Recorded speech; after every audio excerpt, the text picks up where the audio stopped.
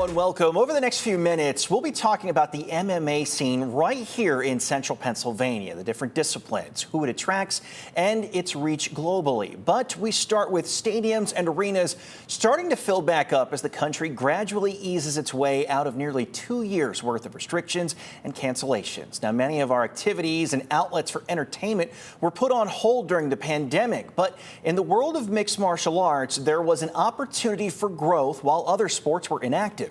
To start off a 4-part series, we give you an inside look at why the sport became so popular in the area over the course of the pandemic and the role Brazilian Jiu-Jitsu has played in appealing to all walks of life.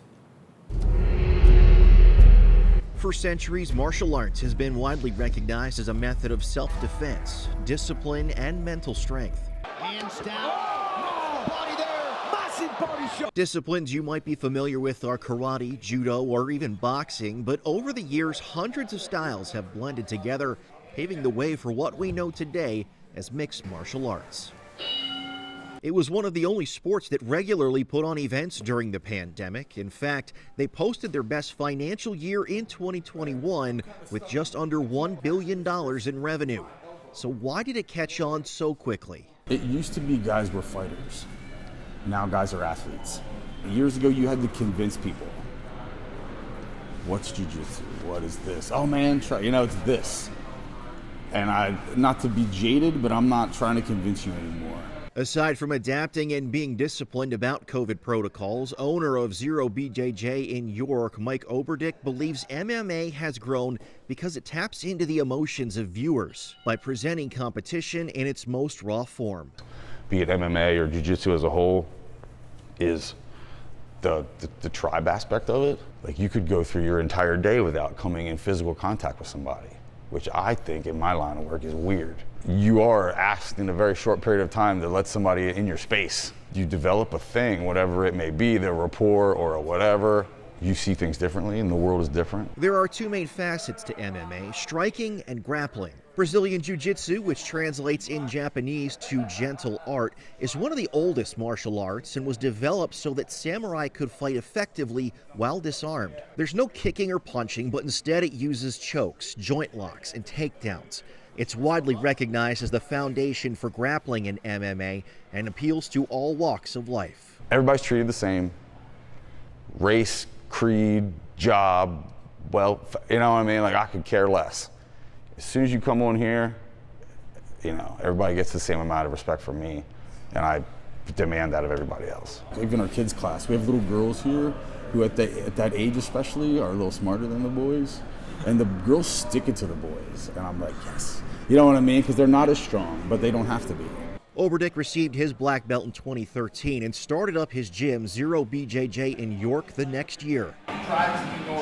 Since then, he has worked to develop a relationship with the community, making martial arts more accessible to everyone. We have a young lady that comes in. She's a teacher at one of the schools that kids generally go to when they're troubled, combative kids, 18, 19, they age out.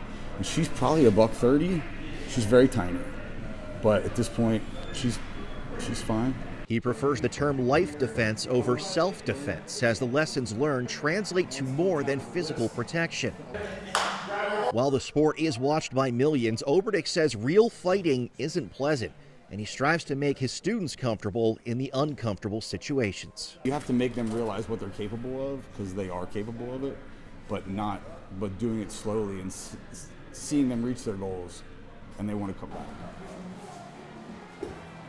It might be more intense to watch, but some instructors argue the sport is actually more safe than some contact sports, including football and even soccer, where there are repeated hits to the head. And if you live in the Keystone State, you probably know that PA is probably pretty passionate about its wrestling. Now, not only in the high school ranks, but college and even afterwards. Student athletes often take their talents from the mats to the cage and utilize similar skills in mixed martial arts. In our next installment of MMA in Central PA, we speak with two pro fighters from the area who give us insight into how wrestlers are becoming dominant on the MMA scene. 5 seconds, buddy. What we're trying to do is help everyone reach their goals, whether they want to lose some weight or if they eventually want to get into a cage or become a state qualifying state champion in wrestling. we try and make that available to everyone. Ben Moser, owner of Moser's Mat Club in Lebanon, has been wrestling since he was just a kid. He then fell in love with MMA in 2008 and had his first amateur fight a year later. Since then, he's had 2 pro fights, and both were won by rear naked choke. His last trip into the cage was earlier this year in April. Now he's looking forward to improving on his record in October. After wrestling, after high school, unless you're going to college, there's not really any more for you left.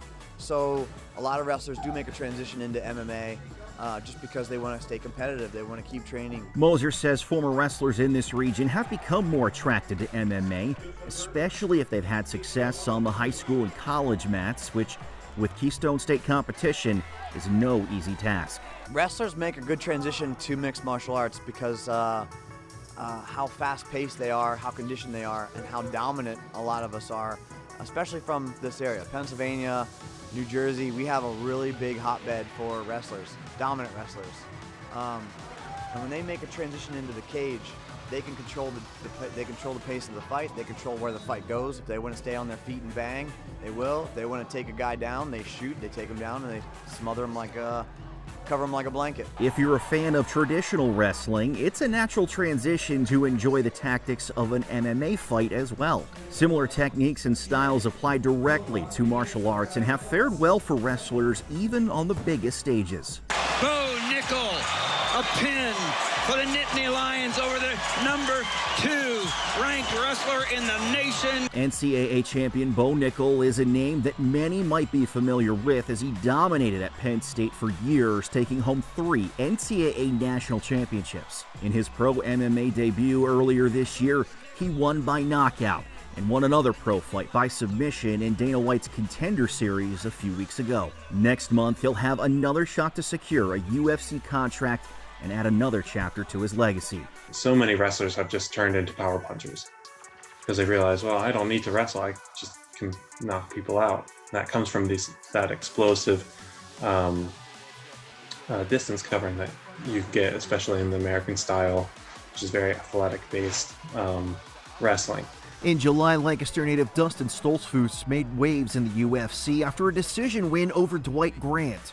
Stoltzfus didn't wrestle for very long, mostly playing football at Lampeter Strasburg and then taking up karate. When he tried out jiu-jitsu while in college at Middle Tennessee State, he found that even with limited wrestling experience, he had a good base. And then even in the comparisons between like jiu-jitsu and wrestling, if at least you have a little bit of knowledge with jiu-jitsu, then I would take wrestling over jiu-jitsu. Stoltzfus also believes wrestlers and grapplers in PA have the ideal background to make it in MMA, especially when it comes to technique. Instead of trying to pin the person's shoulders on the mat, you sort of switch between shoulders and hips.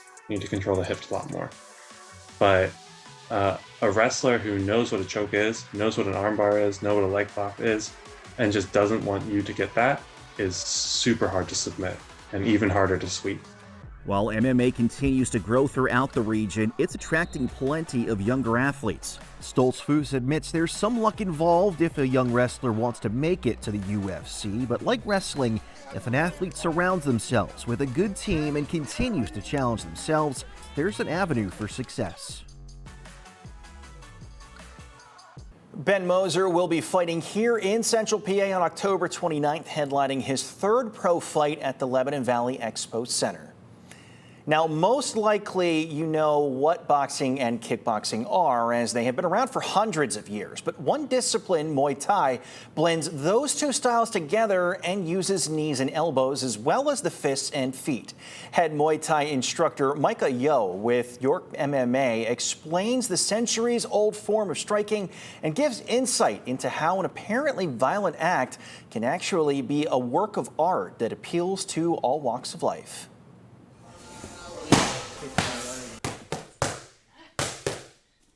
Some people come in just to get in shape.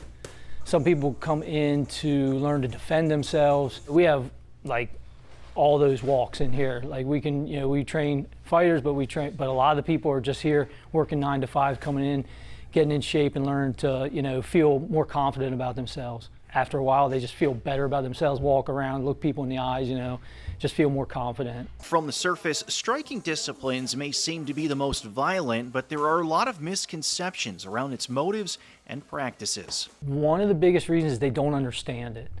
They think that what they're watching is in essence, a street fight where two people hate each other and they're going at it, trying to kill each other. And that's not what we do in here. You know, we're trying to better each other. If I come up with a technique and I'm using it on a person and I'm beating them with that technique, I want them to eventually come up with something to counter that technique. Because if they do, then I have to come up with something better for that technique. And that's how we sharpen each other. That's how iron sharpens iron. We've heard that iron sharpens iron, as it's a common phrase in any sport. It rings true across the board when fighters depend on each other to maintain a level of respect while still perfecting their craft. It's especially important for striking since it's an intense impact to the body, which makes it vital when your training partner understands your limits. At York MMA, they train both Muay Thai and Jiu-Jitsu and work constantly to keep up with the always evolving sport of MMA. You're always seeing an evolution to the sport. It's constantly growing, and I don't think we've seen, you know, the top yet of where it's headed. Yo says Muay Thai is the more widely practiced form of striking in MMA, but that doesn't stop martial artists who specialize in other forms from trying their hand. You even see some people employ karate. Muay Thai tends to be a little more of the most popular in MMA because Muay Thai is really full contact in Thailand, where karate is a lot of point fighting and things. Some people have kind of blended their karate backgrounds, Stephen Wonderboy Thompson, Michael Venom Page, and they've done really well in the cage with it. Any martial art can do it, you just have to blend it for full contact. It's a challenge to blend styles together since wrestling and jiu-jitsu are obviously fundamentally different disciplines than ones that are striking focused, but it forces instructors and students alike to bring the best of their skills to the table. There's validity to all these arts. You just have to find what really works in full contact situations and also find what really works for particular people. Some people can fire this kick from right there, with other people, maybe their hips don't let them do that. And that's what I think is great about MMA. Yo says if you want to get a good workout in, martial arts might be for you. If you're intimidated to start, that's normal. He says the majority of gyms cater to all people and want to see someone better themselves in a positive and physical manner.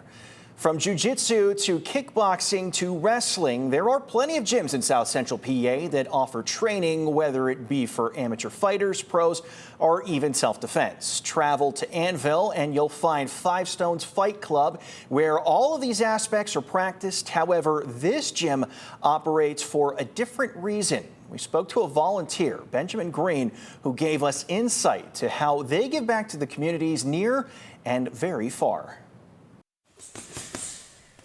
The goal of Five Stones Fight Club isn't necessarily to train the world's toughest or strongest fighters, but rather provide an outlet and introduction for those who might not have thought about martial arts in the first place.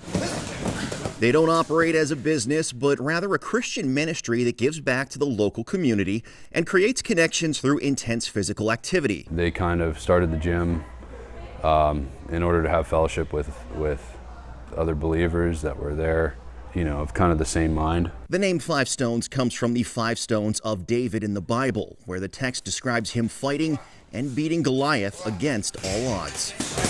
Every Sunday morning, they hold a church service right next to the cage, where they also host food drives and provide other services to local residents. Over the years, they've also sent many of their volunteers overseas to Kurdistan and other war-torn areas in the world. There's an external mission here that is meant to love our neighbor as we love ourselves, as Christ commanded us to.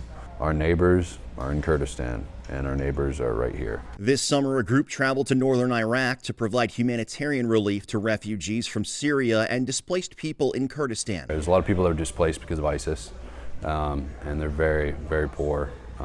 So when we go over there, we try to just provide relief for them. While there, they train missionaries and the Kurdish military for tactical medical situations. And they're coming out of a recent war, and so the only thing most people have is their families. And they, you know, if you start building a really solidified life, you never know when war is going to come to your area again.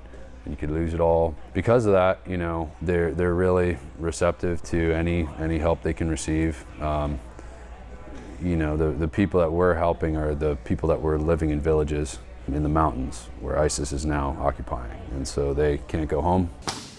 From the cage to the mats to life in the real world, volunteers at the gym live by the phrase iron sharpens iron. They believe relationships are strengthened and a family is created through hardship. Everybody's welcome. It's great to have a place like that where, again, the MO is not self, the MO is not building the institution, the kingdom, the budget. The MO is the loving the people, everybody that walks through the door. That just creates a really great family. The gym welcomes people from all walks of life, so the next time you're in Annville and you want to hit the bags, break a sweat, or just see friendly faces, they encourage you to stop by. And that concludes our 4-part introduction to mixed martial arts in the region, but the sport doesn't end with this series. Thanks so much for watching, and we hope you enjoy this series produced by our very own Steven Svitko. We'll be keeping a close eye on the latest MMA and combat sports news in the area and are looking forward to the October 29th fight card at the Lebanon Valley Expo Center. You can check out the details for Art of War Cage Fighting 26 on our website, fox43.com.